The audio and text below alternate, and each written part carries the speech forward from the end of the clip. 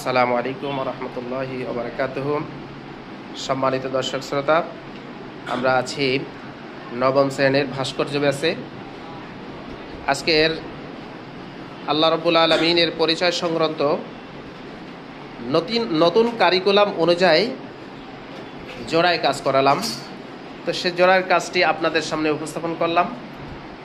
তো প্রথমেই জোড়ার কাজটি উপস্থাপন করবে আমার প্রিয় ছাত্র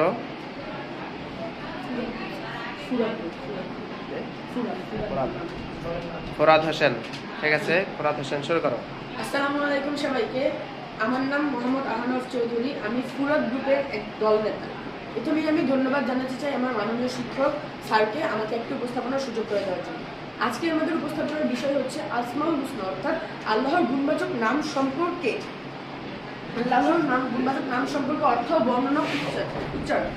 প্রথমেই আমরা বলতে চাই আসমাউল হুসনা।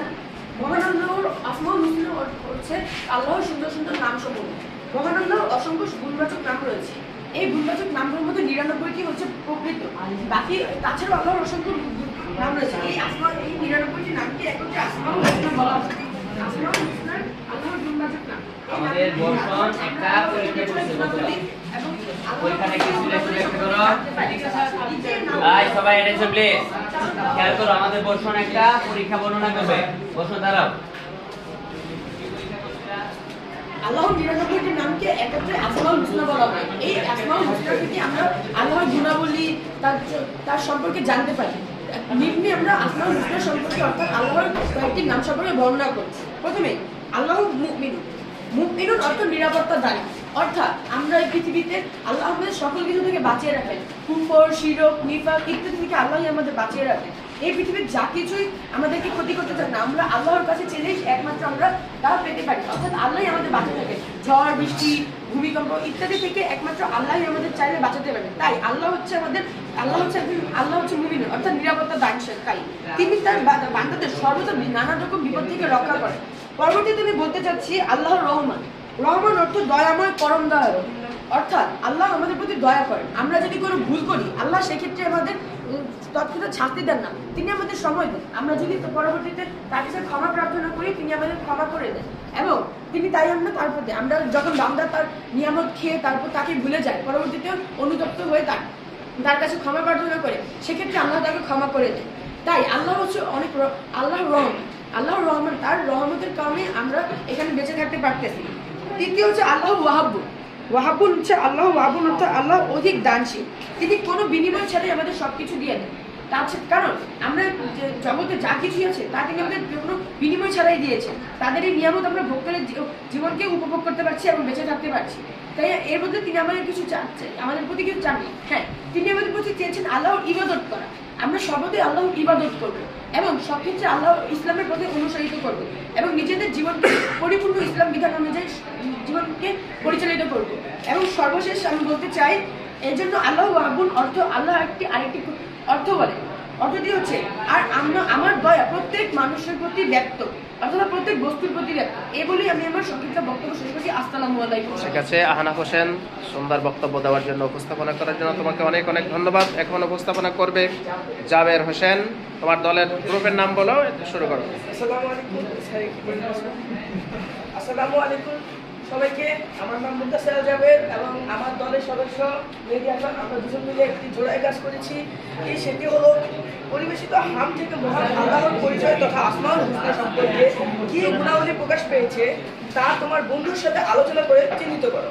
এই প্রশ্নটির উত্তর আমি আমার বন্ধুর সাথে জোড়ায় মিলে সমাধান করেছি এবং তা আমি এখন উপস্থাপন করব। আমরা সবাই জানি আসমাউল হুসনা অর্থ হলো আল্লাহর গুণবাচক নামসমূহ। আর আল্লাহর অসংখ্য গুণবাচক নাম রয়েছে। এর মধ্যে আমরা বলতে গেলে 99টি নাম ভালোভাবে চিনি ও সবচেয়ে উত্তম। এই নামগুলোর মধ্যে দিয়ে আমরা আল্লাহ তাআলার পরিচয়, তার দানশীলতা, তার স্নেহশীলতা ও তার মহত্ববোধ সম্পর্কে জানতে পারি। নিচে আমরা এখন আল্লাহ তাআলার 3টি গুণবাচক নাম সম্পর্কে জানবো ও বর্ণনা করব। আল্লাহ রাফুন হলো অর্থ হলো পরম স্নেহশীল, সদয়, অতীব দয়াময়, দয়ালু, সমবেদনা প্রকাশকারী ইত্যাদি। আল্লাহর এই নামটি আর রহমান ও আর রহিম নামের সাথে সামঞ্জস্যপূর্ণ। মানুষের প্রতি আল্লাহর অফুরন্ত দয়া ও মায়া রয়েছে এবং আল্লাহ তাআলা পুরনো এই সম্পর্কে একটি আয়াত নাযিল করেছেন এবং তা হলো নিশ্চয় আল্লাহ তাআলা মানুষের প্রতি স্নেহশীল ও পরম দয়ালু। সূরা আল-বাকারা আয়াত 143। দ্বিতীয় আল্লাহ তাআলার গুণবাচক নামটি হলো আল্লাহ মুমিনুন। মুমিনুন অর্থ নিরাপত্তা দানকারী, রক্ষণাবেক্ষণকারী, জমিদার, সত্য ঘোষণাকারী। আল্লাহ মুমিনুন অর্থ হলো আল্লাহ নিরাপত্তা দানকারী। তিনি আপন বান্দাদের মাঝে শান্তি ছড়িয়ে দেন, তাদের এবং সৃষ্টির মধ্যে তাদের নিরাপত্তা বিধান করেন, আর তার ওহীর মাধ্যমে প্রশান্তি ছড়িয়ে দেন সবদিকে, সবার কাছে ওহীর মাধ্যমে প্রশান্তি অবতীর্ণ করেন। তৃতীয় গুণবাচক নামটি হলো আল্লাহ ওয়াহাবুন। আল্লাহ ওয়াহাবুন অর্থ হলো অতীব দয়াশীল। পৃথিবীতে কোনো মানুষই কাউকে কোনো বিনিময় ছাড়া দান করেন না, কিন্তু একমাত্র আল্লাহ তাআলাই আছেন যিনি তার বান্দাকে কোনো রকম বিনিময় ছাড়া অফুরন্ত ভাবে দান করে যায়, এবং তার হলো বান্দারা তাকে অস্বীকার করে, তাকে ভুলে যায়, এবং বান্দারা যদি একটু তওবা করে আল্লাহ তাআলা তাদেরকে আবার ক্ষমা করে দেন। এই হলো আমাদের আল্লাহ তাআলা।